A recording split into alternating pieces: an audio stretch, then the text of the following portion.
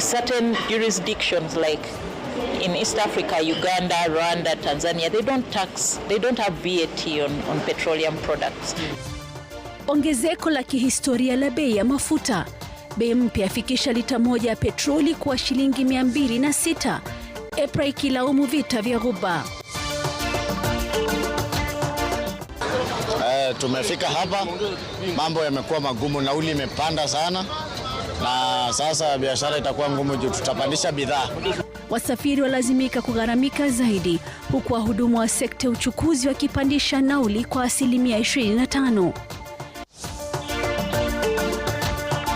Mambo ya mafuta imepanda kila sehemu, lakini hapa Kenya tumepanga vizuri tuhakikishe ya kwamba ile bei ambayo ingeruka juu sana tuhakikishe ya kwamba tunaifanyia moderation.